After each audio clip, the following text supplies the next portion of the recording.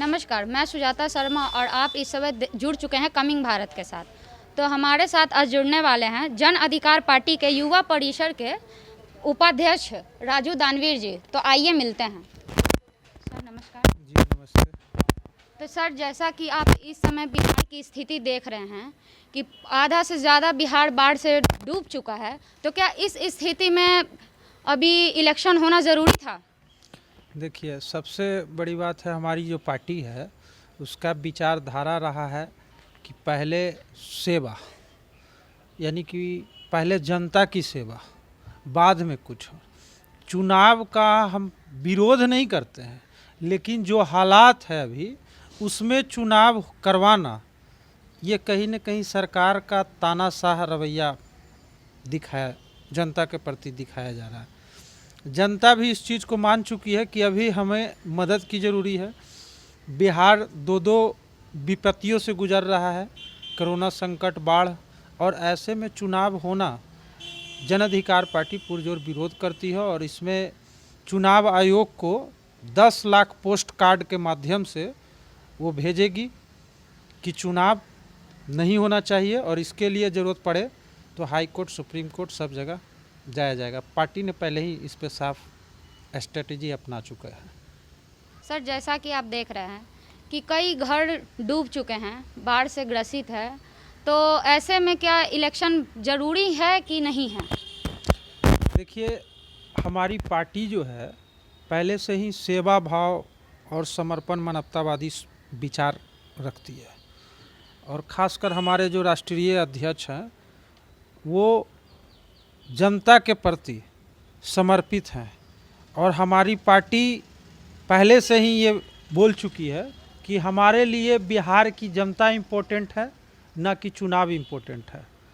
और इसके लिए चाहे जो करना पड़े, चाहे हाई कोर्ट जाना पड़े, सुप्रीम कोर्ट जाना पड़े, हमारी पार्टी जाएगी और 10 लाख पोस्ट कार्ड के माध्यम से चुनाव आयोग को भेजेगी कि बिहार में चुनाव अभी नहीं होना चाहिए, क्योंकि बिहार अभी दो विपत्तियों से गुजर रहा है, कोरोना संकट और बाढ़, और ये दोनों में सरकार कहीं दिख नहीं रही है, कोई भी जनप्रतिनिधि नहीं दिख रहे हैं तो सिर्फ और सिर्फ जन अधिकार पार्टी और जन अधिकार पार्टी के राष्ट्रीय अध्यक्ष आदरणीय पप्पू यादव जी।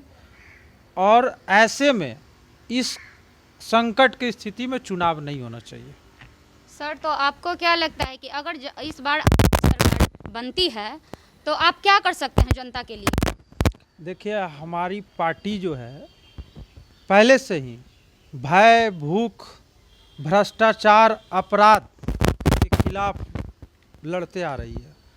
तो ये तो मान लीजिए कितना तो होगा नहीं, जब हमारी सरकार बनेगी तो ये हर चीज़ ख़त्म रहेगी। कहीं भी कोई भी गरीब को ये नहीं होगा कि वो भूखा मर जाए अनाज के कारण, खाने के बिना। कोई भी परिवार को कोई अपराधी धमका नहीं सकता है। अपराध मुक्त बिहार करेंगे, शिक्षा को यहाँ दुरुस्त करेंगे ताकि यहाँ जो छात्र युवा हैं वो अदर स्टेट में न जाएं, उन्हें यहीं पर शिक्षा मिले। हेल्थ सिस्टम अच्छा करेंगे ताकि कोई मरीज जो है बिन पैसे के कारण अपना, सरकारी व्यवस्था इतनी लचर है जिसके कारण किसी को दुख न पहुँचे, अपनी जान न गंवाना पड़े।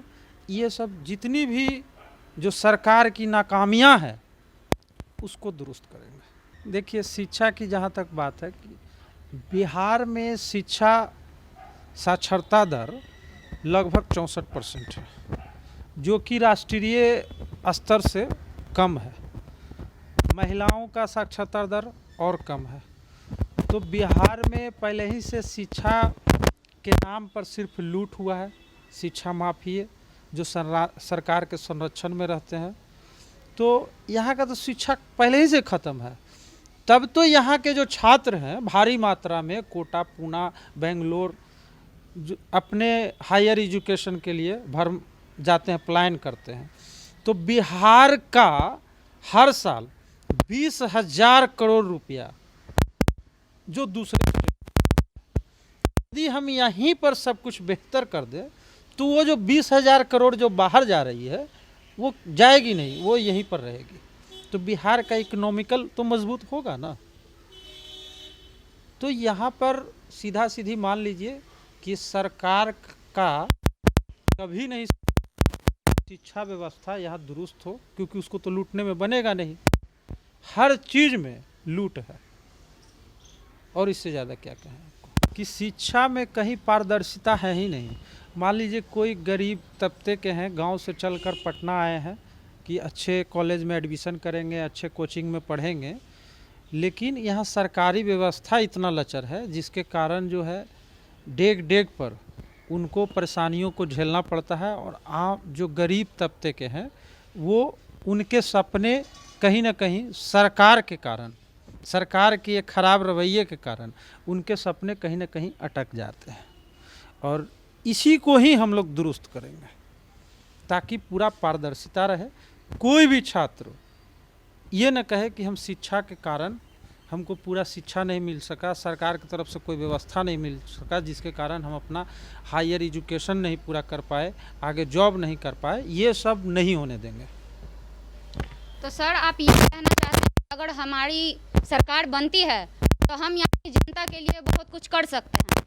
बहुत कुछ क्या, जो हम लोग का मैनिफेस्टो आएगा उसमें स्पष्ट रूप से छात्रों को लेके, युवाएं जो बेरोज़गार हैं उनको लेके, हेल्थ को लेकर, यहाँ के जो कानून व्यवस्था को लेकर, ये सब नारी सशक्तिकरण को लेकर, ये सारे मुद्दे उसमें रहेंगे। बिहार के इकोनॉमिकल को लेकर, माने जो भी हो, बाढ़ ग्रसित जो क्षेत्र है, जो आज 14 जिलों 15 जिलों लगातार हर साल आधा बिहार बाढ़ से ग्रसित रहता है, वो सब सारे मुद्दे को हम लोग कंप्लीट करेंगे। जो सरकार नहीं कर पाई, सिर्फ छलावा करते रहे, वो सब हम लोग कंप्लीट करेंगे। हमारे मैनिफेस्टो में आएगा, कुछ दिन में वो आपको सारा चीज़ दिखेगा।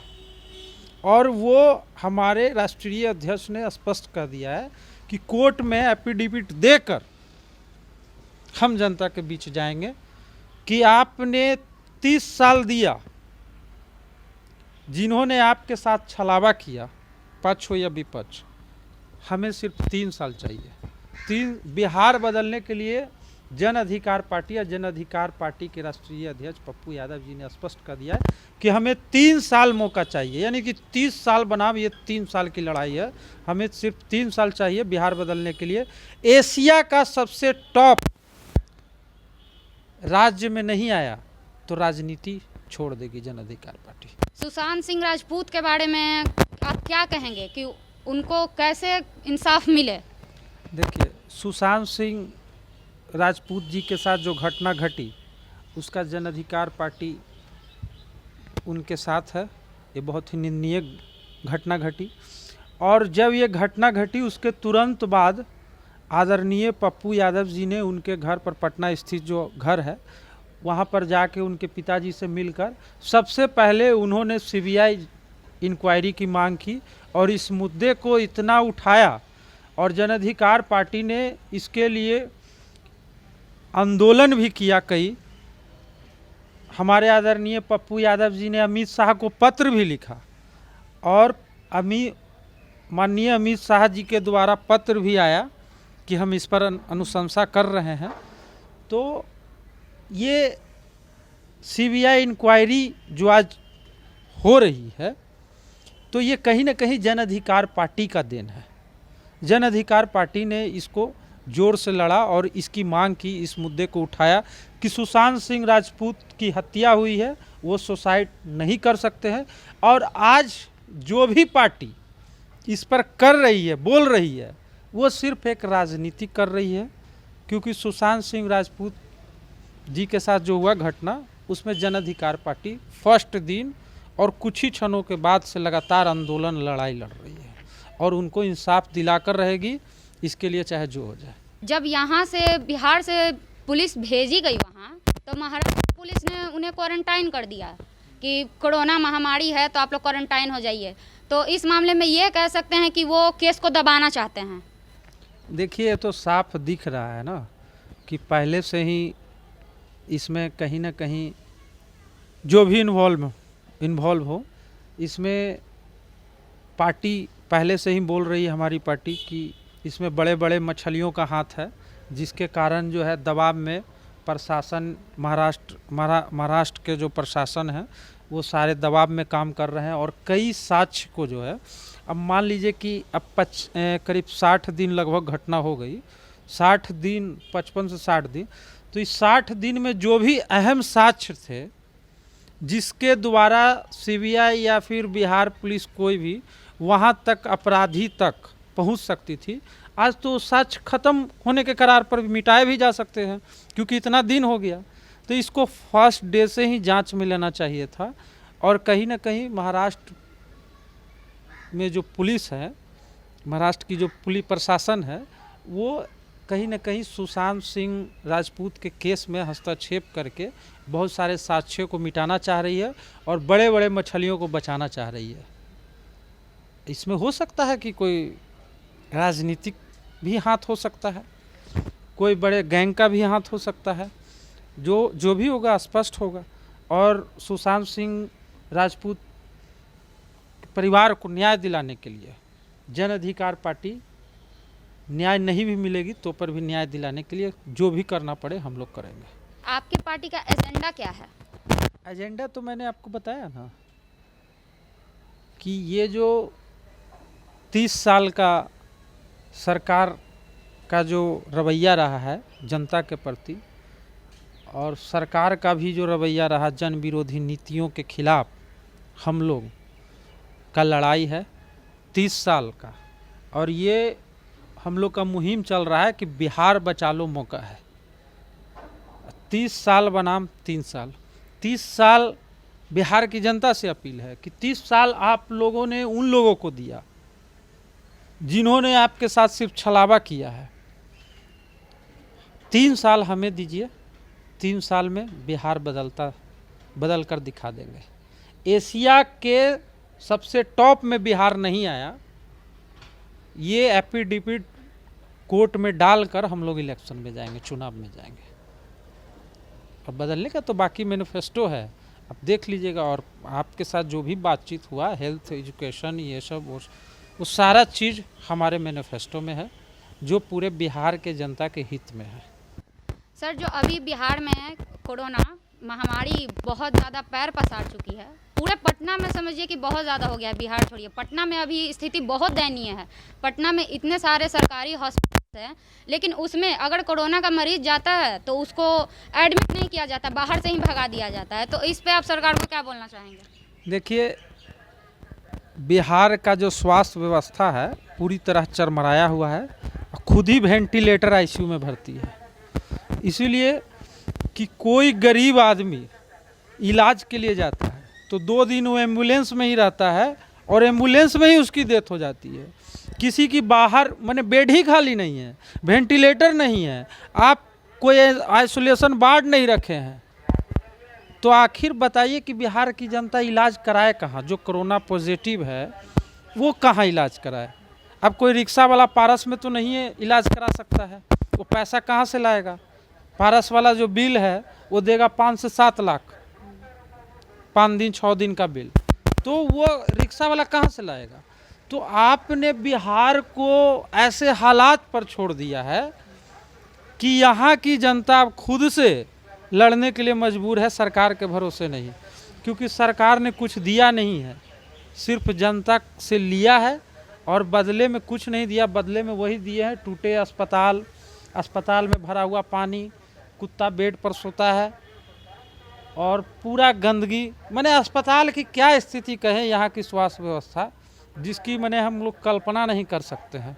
सरकार खुद जो है 5 महीना से क्वारंटाइन है, कहीं कोई जनप्रतिनिधि, सरकार, स्वास्थ्य मंत्री कुछ दिन पहले ही लाइट में आए हैं, उससे पहले तो पते नहीं कहाँ थे। तो बिहार का जो स्वास्थ्य व्यवस्था है वो भगवान भरोसे चल रहा है और जनता भी भगवान भरोसे चल रही है। तो जैसा कि आपने देखा, हमारे साथ मौजूद हैं राजू दानवीर जी, जो इन्होंने अपना तर्क दिया है कि इनकी सरकार बनेगी तो ये क्या करेंगे, क्या नहीं करेंगे, कैसे जनता को आगे बढ़ने में सपोर्ट करेंगे। ऐसे ही तमाम के लिए बने रहें हमारे चैनल कमिंग भारत के साथ। और हाँ, अभी तक आपने हमारे चैनल को लाइक, सब्सक्राइब और शेयर नहीं किया है तो कर दें। धन्यवाद।